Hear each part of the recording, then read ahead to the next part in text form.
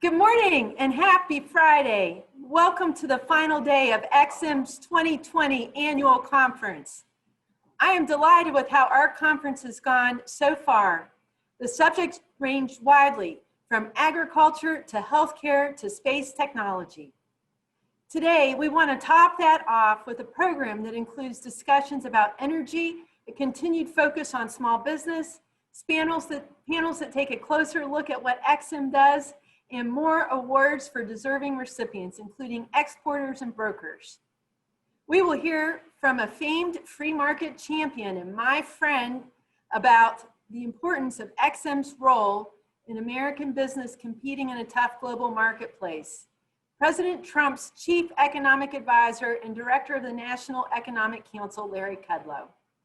We even have some of my fellow heads and other officials of the export credit agencies of other countries with us today as they take part in a virtual panel, a tour de force that will close out our conference today. Earlier this week, we gathered together when the United States and US EXIM hosted the annual G12, and you'll be hearing about that as well. Before any of that though, in a few minutes comes one of the highlights of our entire conference, as I take part in a fireside chat with the 15th United States Secretary of Energy, Dan Brouillette. Secretary Brouillette speaks to us from his home state of Louisiana, and he has 3 decades of experience spanning the public and private sectors. He was head of public policy for USAA, the nation's leading provider of financial services to our military and their families. Before that, he was a vice president of Ford Motor Company, leading Ford's domestic policy staff and serving on the automaker's North America Operating Committee. Among the innovative technologies he helped bring to the market was auto collision avoidance at Ford and bank deposit by smartphone, a technology invented by USAA. He has served as chief of staff to the House Committee on Energy and Commerce, was a member of the Louisiana State Mineral and Energy Board, and he and his wife, Adrienne, both Army veterans, are married for nearly 3 decades and have 9 children. I am so thrilled that Secretary of Energy has taken time to be with us, and he will come on shortly. When it comes to energy policy, President Trump understands that free access to energy and the ability to transport and deliver it not only brings prosperity, but also can cultivate peace and stability in troubled regions of the world. It was an honor for me last week to be with President Vučić of Serbia and Prime Minister Hoti of Kosovo as part of their White House negotiations, culminating in President Trump's announcement that the 2 nations are committed to economic normalization. The new agreement they signed includes the construction of a roadway and a railway link between the 2 nations' capitals, Belgrade and Pristina, plus a possible rail link to a deep sea port in the Adriatic. The governments of both former adversaries are going to be working with EXIM and the U.S. International Development Finance Corporation to provide financing for small and medium-sized enterprises on these projects. It is so gratifying for EXIM to play a part in replacing the past violent exchange of fire and armaments between these 2 peoples with the peaceful exchange of goods and services. But before we begin anything in today's conference program, I want to say I would be remiss if I did not take a time to mention this being September 11th.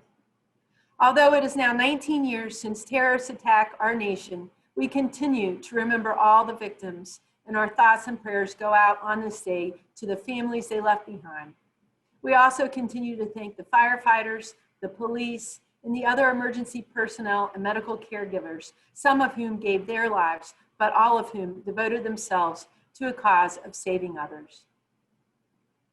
Last night, I had the wonderful surprise of driving from Virginia into the District of Columbia, and as I crossed the Potomac, I looked up and saw for the first time this beautiful, amazing blue ray of light that reached from the Pentagon to the sky.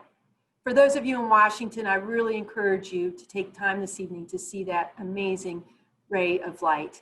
It's also now posted on our Twitter webpage, so take a look at that.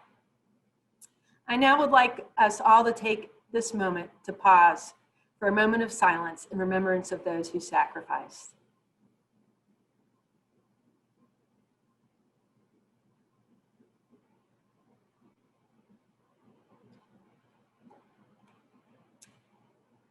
I now want to debut for all of you an amazing new video that will help us celebrate together how wonderful our country is and how important XM is in that effort.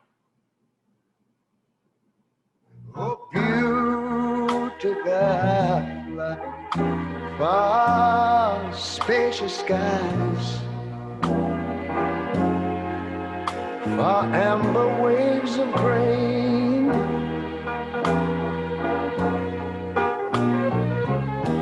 far purple mountain majesties.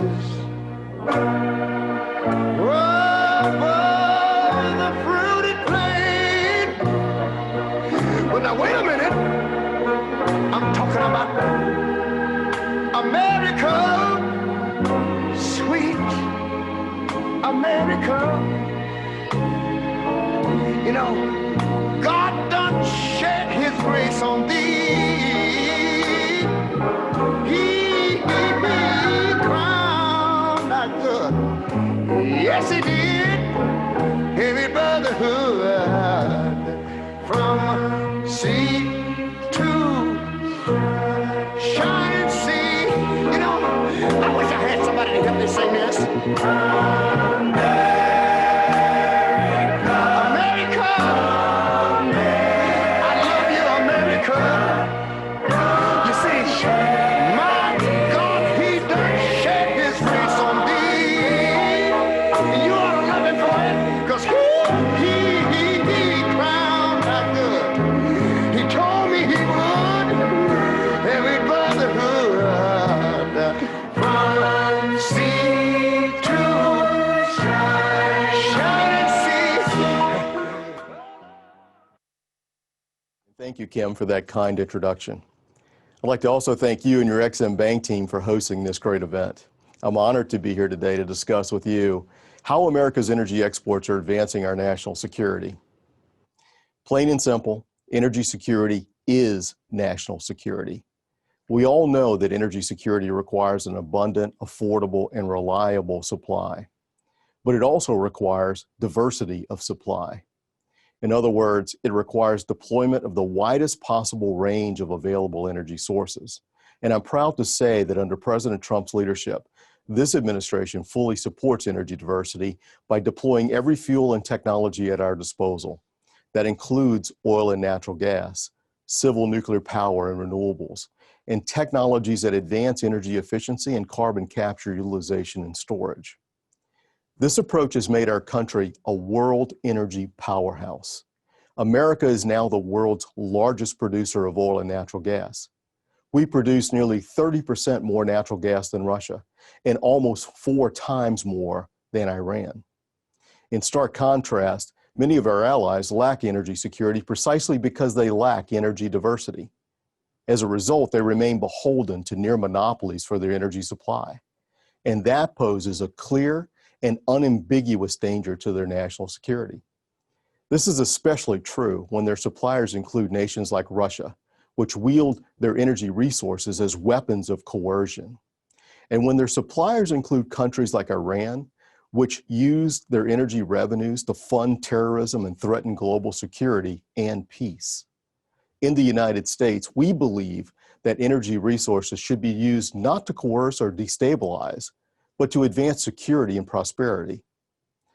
Combined with our enormous energy bounty, this philosophy means we're not only a world energy exporter, we're now using our exports to counter the influence of bad actors and strengthen the energy security and the national security of our energy partners wherever they may be found.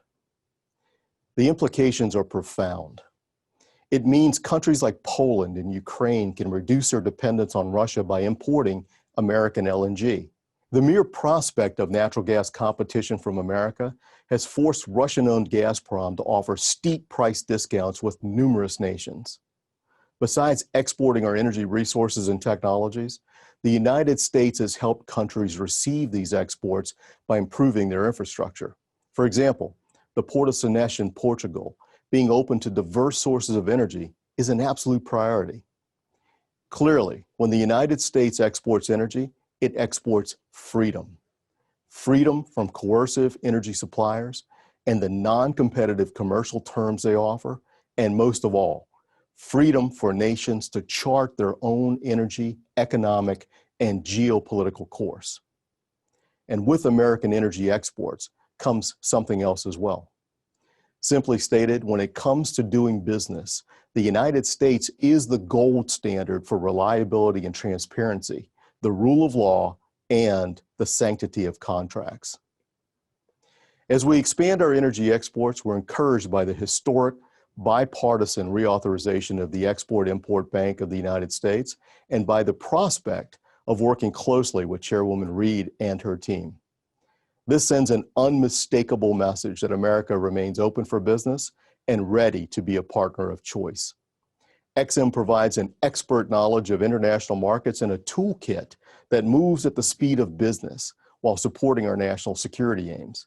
This unique combination of financial acumen and global vision is what makes XM a critical part of our effort. As we look to the future, I'm delighted by the position we find ourselves on energy. Yes, the COVID pandemic has created uncertainty and turmoil in global markets, but make no mistake, in this new era of energy independence and dominance, President Trump, along with future leaders, can make policy decisions with hands untied and with America's interests front and center, allowing us to pursue those interests and to project America's power for good in the world. And that's phenomenal news for all of us. Thank you again for inviting me to speak to you today.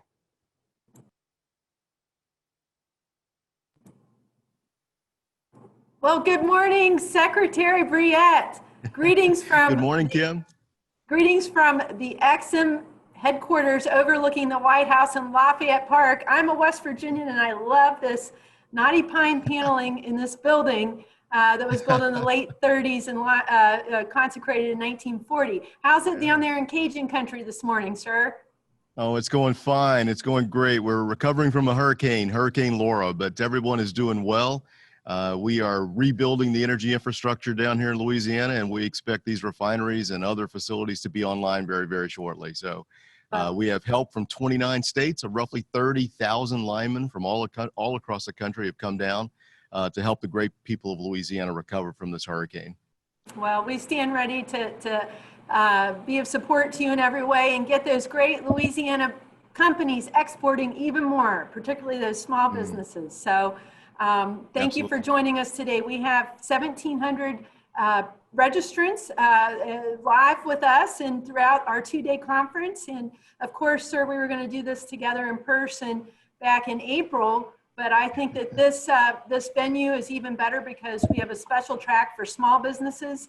And so that led to this all-time high registration. So everyone's listening in and listening closely as we have a quick fireside chat. Shortly after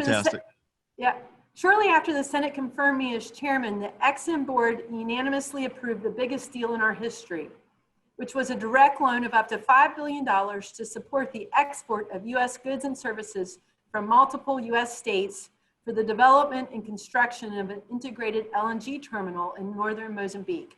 You and your predecessor, Secretary Perry, have worked extensively with international allies in exporting U.S. LNG.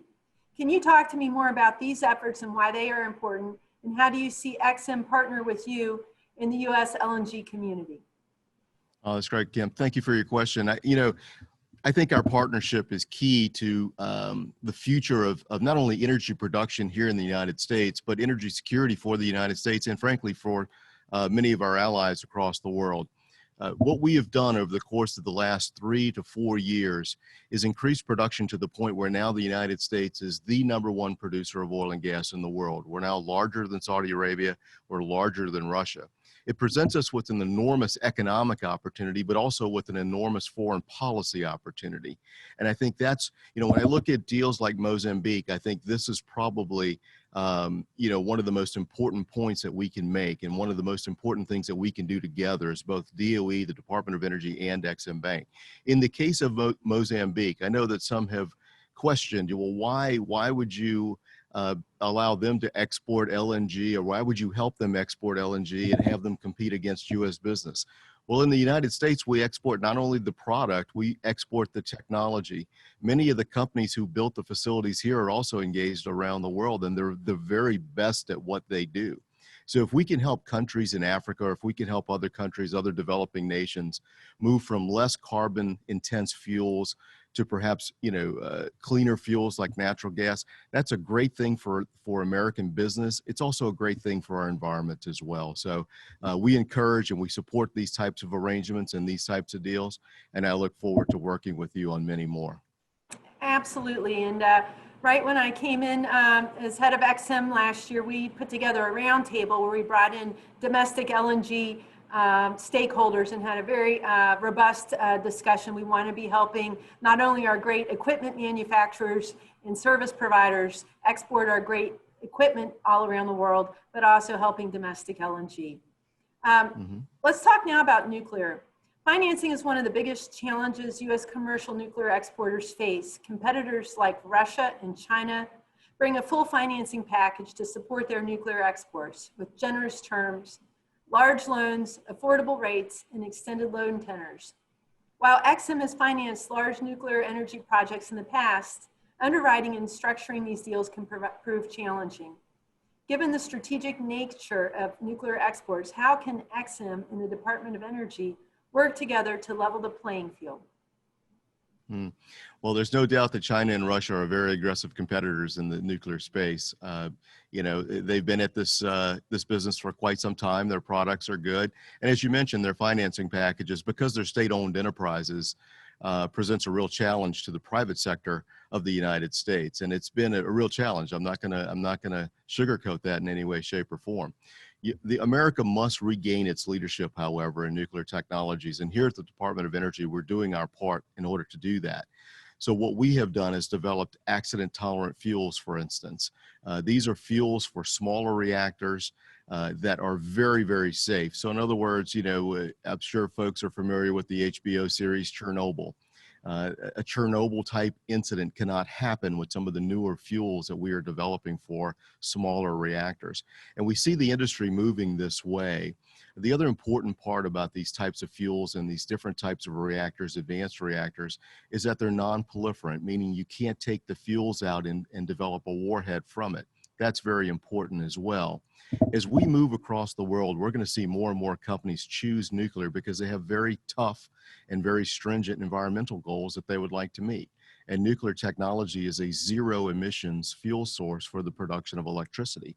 So we want to see them move in that direction, but we also want to see them choose American technology for the reasons I just mentioned. And if they're not going to go with a smaller technology or smaller advanced reactor, and they still want to use the bigger, larger reactors, we want them to choose American technology because it will come with the safeguards of non-proliferation attached to it, which is very important for all of our defense needs. So I think this is a very important step for the country. I think it's a very important step for the world. And I enjoy having you as a partner as we pursue more and more of these nuclear technologies. Absolutely. So we have, as you know, a new program at Exim called Program on China and Transformational Exports, which was included in our historic reauthorization that President Trump helped deliver to the finish line last December. And Congress is directing us to focus on helping U.S. businesses compete against the competition they face from China around the world. Many industries listed in the programs are industries that we know strike me and you as DOE priorities, such as semiconductors, supercomputing, artificial intelligence, quantum computing, renewable energy and energy storage technologies, and water treatment and sanitation. We had a really robust discussion a couple months ago at your office about these things. Would you share with the audience what makes sense on the, what's your sense on the competitive pressures that U.S. energy companies face in international markets as they compete with China? It's intense. I mean, it's very intense. China is a unique competitor. in the sense that, one, they manufacture an enormous amount of goods and services at very competitive rates. But also, two, they've changed their national doctrine. They don't have the same values that many others have about doing business. And what I mean by that is that intellectual property seems to be a continuing challenge with the Chinese. We have faced that not only in the private sector, but also in the governmental sectors as well. And we have to address this very squarely. And I think the president has done a great job of bringing this issue to the fore and addressing it squarely in our trade deals with China. So we're going to see some progress being made there. But with regard to the technologies that you mentioned earlier, it's very important that we continue the good work that we have done here at DOE and you have done at Ex-Im Bank and others are doing in the interagency process on things like quantum computing. Quantum computing will, in fact, change our lives very dramatically. It's a great technology. It is it not only makes things a little faster in terms of computing power and moving things along. We can do things with quantum computers we just simply cannot do with our current computing systems. But it also addresses issues like encryption and security. And if China beats us to this technology, if they are the first to market with a full-on quantum computer, we're going to have some really serious economic challenges coming our way. So it's very important that we continue to work together with allies, and we look for the projects that you and I can focus on and potentially finance with our partners. Absolutely, and I just want to underscore that we don't share what's in our pipeline with the public. You see it when the board votes on it and we announce it because some of these deals take a while to bring to fruition.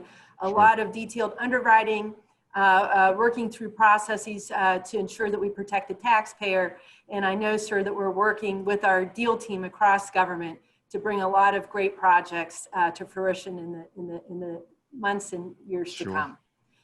Just quickly, one final question. Congress gave Ex-Im a directive to devote 5% of our total lending authority to renewable energy, energy efficiency, and energy storage. I understand that energy storage is a priority that cross-cuts DOE through its program offices and the national labs. Could you briefly talk about efforts in advancing energy storage technology and touch on international opportunities for exports for those listening today that are ready to get it going even more for our country? Sure, absolutely. The Department of Energy has 17 national laboratories, and 2 of them are working very aggressively to develop the next generation or the next version of battery storage. Just a few weeks ago, 3 or 4 weeks ago, I was out in Washington State at the Pacific Northwest Laboratory, one of our laboratories on the West Coast, and we announced what we refer to as a grid scale launch pad. And what this is a new laboratory that will allow us to develop grid scale battery storage technologies, up to 20 megawatts of battery storage that we can use all across America to, advance the adoption and the integration of renewables into our electric grid, but also to make our grid more resilient and more reliable in places. And I think that's another point that some people miss. This is an exciting field, and I think it's moving very, very fast. And I look forward to working with you, Kim, on these technologies. And to the extent that, we work together, our national laboratories are completely available to you to educate your team and perhaps bring up some newer technologies that as you're around the world and closing these deals, you're well prepared to identify the trends and identify the technologies that are going to spark the next generation of renewable technologies.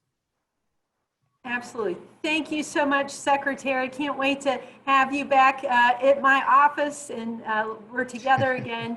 And on this very important day of remembrance, God bless you, your family, and our country.